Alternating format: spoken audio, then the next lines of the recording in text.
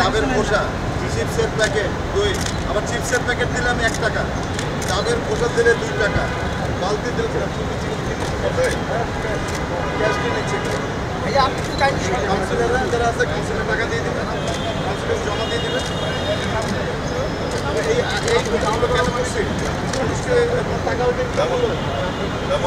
চিপসের প্যাকেটে চিপস খাওয়ার পরে এটারও দাম আছে। সরকার তার কাজ করবে, কিন্তু নাগরিক তার দায়িত্বের জায়গা থেকে, নাগরিকের অধিকার যেমন তার সংরক্ষণের বিষয় আছে, তারপর দায়িত্ব পালনেরও বিষয় থাকে।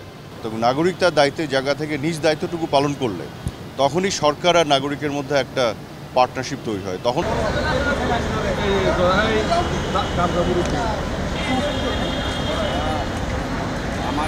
তো আমরা দেখেছি ওই এলাকাগুলোতে যে ড্রেনেজ লাইনের মধ্যে বিভিন্ন ধরনের বোতল, চিপসের প্যাকেট এগুলো সব পড়ে থাকে। খালের মধ্যে আপনার বড় বড় জিনিসপত্র, ইভেন আজকে তো এখানে এসে দেখলাম জাজিম, সোফা, ফ্রিজ, তারপরে ওয়াটার পিউরিফায়ার, এই ধরনের জিনিস ফেলে রাখা আছে। তো মূলত বিষয়টা হচ্ছে যে সরকার তার কাজ করবে, কিন্তু নাগরিক তার দায়িত্বের জায়গা থেকে, নাগরিকের অধিকার যেমন তার সংরক্ষণের বিষয় আছে, তারপর দায়িত্ব পালনেরও বিষয় থাকে। তো নাগরিক তার দায়িত্বের জায়গা থেকে নিজ দায়িত্বটুকু পালন করলে তখনই সরকার আর নাগরিকের মধ্যে একটা পার্টনারশিপ তৈরি হয়, তখন সমস্যাগুলি অনেক সহজে দূর হয়।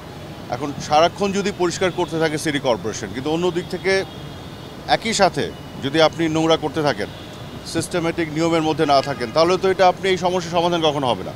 তো এই বিষয়ে সচেতনতা তৈরি করার জন্য একটি চমৎকার উদ্যোগ নিয়েছে ঢাকা উত্তর সিটি কর্পোরেশন। আমি মাননীয় মেয়র মহোদয়কে ধন্যবাদ জানাতে চাই এই উদ্যোগের জন্য, এবং বিশেষ করে স্কুলের এবং কলেজের স্টুডেন্টরা আছে, স্কুলের স্টুডেন্টরা বিশেষ করে তাদেরকে ডেকে আনাতে, তাদের মধ্যেও একটা সচেতনতার বোধ তৈরি করা, এবং তারাও কিন্তু এই সমাজে বিভিন্ন জায়গায় এই বিষয়গুলি বলতে পারবে। এই সচেতনতা বোধ তৈরি করে যখন আপনি দেখছেন, সিইং ইজ বিলিভিং, দেখে তো আমরাই অবাক হয়ে যাচ্ছি। এই জিনিসটা, সোফাটা খাল থেকে উদ্ধার করা হয়েছে, ড্রেন থেকে, এটা কি হতে পারে? কিন্তু হয়েছে। তো আমরা এটা দেখছি। তো আমাদের সাথে আছেন বাংলাদেশ আওয়ামী লীগের দপ্তর সম্পাদক এবং মাননীয় প্রধানমন্ত্রীর বিশেষ সহকারী, আপনারা জানেন, জনাব বিপ্লব বড়ুয়া। উনি থাকাতে আরেকটি মেসেজ আমরা দিতে যাচ্ছি। উনি নিজেও বলবেন যে বাংলাদেশ আওয়ামী লীগ দলগতভাবেও এই উদ্যোগের সাথে সম্পৃক্ত আছে, এবং আওয়ামী লীগের বিভিন্ন স্তরের নেতাকর্মীরা, তাদেরকেও আমাদের এখানে সম্পৃক্ত করতে হবে সচেতনতা তৈরি করার জন্য। এবং আমরা এটা শুধু ঢাকা উত্তর সিটি কর্পোরেশন নয়, বাংলাদেশ সরকার নয়, আওয়ামী লীগ দলগতভাবেও আমরা এটার সাথে আছি, এবং এখানে আমাদের স্থানীয় কাউন্সিলররা আছেন, নারী কাউন্সিলররা আছেন, সবাই কিন্তু সম্পৃক্ত আছেন।